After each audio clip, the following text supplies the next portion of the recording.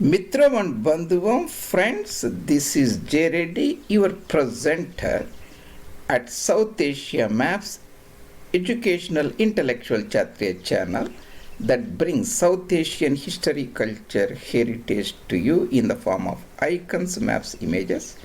I also post in other related topics that are of interest to my audience. I have opened a new playlist which you can find at my YouTube channel. Look for Human Ecology, Human Impasse, and that is Human Ecology, Human Predicament. Essentially refers basic ideas, comes from the works of Dr. Catton's pioneering books Overshoot and Bottleneck Century. Dr. Catton was Professor Emeritus at Washington State University, Pullman, Northwest Pacific region of United States of America, just south of 49th parallel. These are the two monumental books that everybody in the planet Earth should read, especially the political leaders, social workers, and if they implement or take consideration of his viewpoint, our Earth and human future will be much better. That is the point we'll be discussing about today, and this is my YouTube channel. And if you are not joined as a subscriber, if you like the content, you can consider joining it. And there are more than 210 meticulously made presentations about the ancient land on the planet Earth, the south of Karakora Mountain, South Asia, Bharat, India, and you can go and revel the intellectual pleasures those presentations will bring to you. And if you like them, please do subscribe and bring it to the notice of your friends. That is South Asia Maps Reddy, and I am going to put this particular under human ecology. If you are only interested in human ecology, you go to that playlist. There are already nearly 9 or so presentations made, and you can look at them. And these are the rest of the playlist presentations in the variety districts, the regions, the provinces, territory, the battles, the treaties, and so on about South Asian region. Today the topic is unpreserved regions. Unpreserved regions, the word Dr. Catton uses, means that the regions on the planet Earth that cannot recreate the age of exuberance for Homo sapiens humans. That is what it is, unpreserved regions. Still the planet has a lot of area, but these cannot recreate age of exuberance. Then it brings to the concept of what is age of exuberance. I talked about it in the presentation 6th. Ecological exuberance brings us emotional exuberance of humans, that is a social exuberance, a political exuberance. Among the political leaders, president, heads of the state, joyous, optimistic, euphoric mood. How that happened? In round about 1500, Europeans discovered trade routes to the New World. Later, North America, Central America, South America, a lot of immigrants came and settled there, took over the land from the competitors, Flora and Fauna. Later, they encountered disposable humans, Native Amerindians, and disposed them and killed them or confined them reservations and took over the land coast to coast.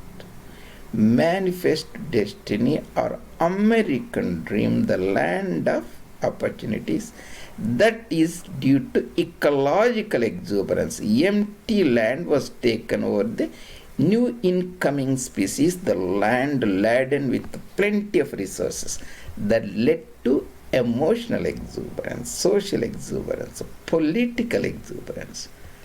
That is, today still we have vast amount of the land and the planet Earth that cannot recreate that age of exuberance is the topic of today's presentation.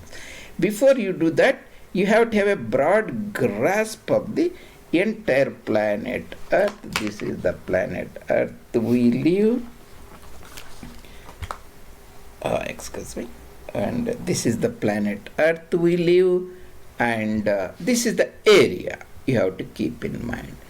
I have given is like a total surface area of the planet Earth is 510, and among which 360 is water. Very easy to remember. There are around about 365 days. You remember that. That is million square kilometers, everything. MSQ, million square kilometers. Half it, you get around about 130, around about, I don't know, something. Around about 150 is the land mass. Egypt is exactly one. You can fit 150 Egypts in the planet Earth, the land mass, not water. So very easy to remember. 3 countries. United States of America, its northern neighbor Canada, and People's Republic of China, almost Western Europe, including the west of Ural Mountains, that is 40% of Russian land mass. 10, 10, 10, 10 is. You can remember, you can have a broader idea of the country we're talking about, because we are talking about the areas. That means if we stand here, Africa is round about 3 times these countries, and Australia is nearly 10, but exactly 8, 7.7 does not matter. So that is the overall idea you can keep in mind, that is these unpreserved regions cannot bring the exuberance. These unpreserved regions here, I have given the area in square kilometers. That is the world area is 510 here. 360 is the water, the number of days in a year. 150 is land mass. Among this 150, nearly 60, this is a rough figure, not sacrosanct. In a sense, take for example, the Saharan region. Antarctica, here I have shown here, 14 million square kilometers, bigger than Europe. Entire Europe, west of Ural Mountain, is only 14. Antarctica is 14, and Arctic Canada, north of 49. I put it round about 6, it can be 7 or even 8. Canada itself is 10 million square kilometers, at least 80%, you can say 8, but I put it 6 here. Siberia, entire Soviet farm, Russia is around about 17 million square kilometers. That's exactly the size of South America, among which 10 is western part is 4, that means the remaining 13 or so. I have given less, around about 10 Siberia. Siberia here 10, the 10 Siberia, 10 Canada, and Amazonian region, even though rich in rainfall, this is a low pressure region, very few people live. Amazonian region itself is 10 million square kilometers, and I have given here half of it, like 5. And Sahara, of course, the empty land in the Arab world, round about 9. Australia, entire Australia is almost low pressure, unpressured region, very little carrying capacity. 90% of people live in very small area, that too on the east coast. So you can give Australia entire 8, we have given. Greenland, even though it looks bigger in this map, only 2 million square kilometers. Arabian Peninsula also around about 2 or 3 million square kilometers. Alaska also unpressured regions, 1 point. So of course Mongolia and Tibet, all these regions, if you add together, it comes around about 60, 65, 70 or 75.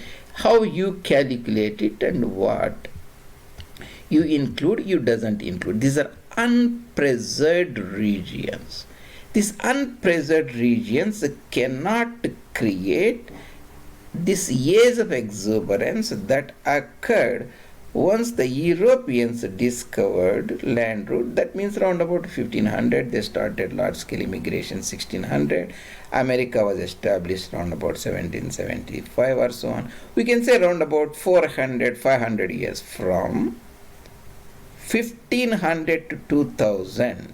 Again, it's not sacrosanct. not exact date, the age of exuberance existed in this part of the world and parts of Europe due to industrialization and so on. Now, that age of exuberance cannot be created at all. That is the main point we are talking about. Here, this Amazonian basin, again, round about 5 or 6 billion square kilometers. The entire People's Republic of China. In China, China itself is 10 million square kilometers. Remember, right? 10 is China, Canada, United States, almost 10. Brazil is little less, that is 8. That is, Brazil is exactly half the size of South America, south of Panama Canal. So, if you draw a line from here, that is around about 15 isohyets rainfall, 15 inches. West side is practically empty. Among the 1500 million people live east side, that is in the 95% of population of Canada is accommodated only in around about 50% of the land area. A rough estimate, need not be clear. So entire Tibet here and entire Qinghai and Uyghur region, the Musalman region, Xinjiang province. Then this is the Gansu province, Inner Mongolia. These are sparsely populated regions of China. This is Sichuan basin, of course, is a very densely populated, agricultural rich land. And we saw unpressured region in China, the west of 15-inch rainfall, isohyet. Of course, the entire Saharan region, south of Korea, the Mediterranean, Arabian Peninsula. These are unpressured regions, the regions that have low carrying capacity. Carrying capacity is the number of the people a land territory can support indefinitely. That is very, very important. That is a little flexible number. Depends upon the standard of living and so on. We don't want to get into that, complicate the discussion or presentation. So those are the unpressured regions. Even though still out of 150 units, remember the units, that is million square kilometers. Out of 150 million square kilometers of the land mass of this only planet Earth in the entire universe, which is habitable for the life and humans, we can say around about 60 to 75 or 80, how you calculate it, is a low pressure area. The area that is not habitable cannot support humans that much.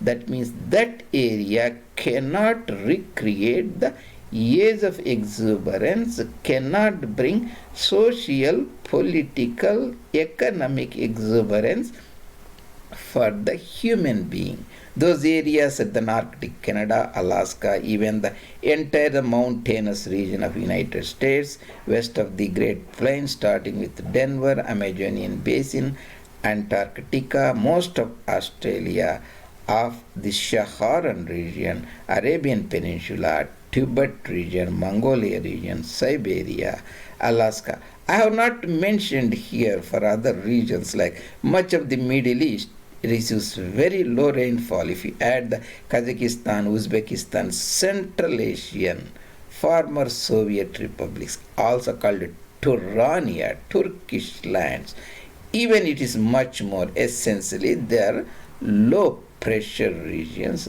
that cannot support that many people on the planet Earth. That is about the high pressure regions that provided the European immigrants later a large amount of carrying capacity surplus. Now humans has drawn down all the resources, depleted them. By drawing down, the humans have turned themselves in Homo Colossus, giant human beings compared to Homo sapiens, that is resource appetite, rich people, resource prodigals, and resource extravagance, even though still there is a lot of land like northern Arctic Canada and Greenland, Alaska, much of Amazonian region, Saharan region, Middle Eastern region, Australia, Antarctica, Siberia, and Turania, Central Asia. That era of exuberance cannot be recreated for Homo Colossus today, who are nearly 8 billion Homo sapiens Colossus on the planet Earth. That's a very important thing we have to keep in mind when we discuss about the economic development, high human development indexes, and giving the prosperity and high standard of living for every human being on the planet Earth. That is not possible. Even though we desire it, we live in a limited Earth that has round about 12,000 kilometers from one end to the other end. That is the diameter of the Earth, and that's all, and limited in resources, and we cannot provide them. That we have to keep in mind, bring this to the conscious and social discussion of our human beings. Thank you very much. See you later in other presentations. This is Reddy at South Asia Map.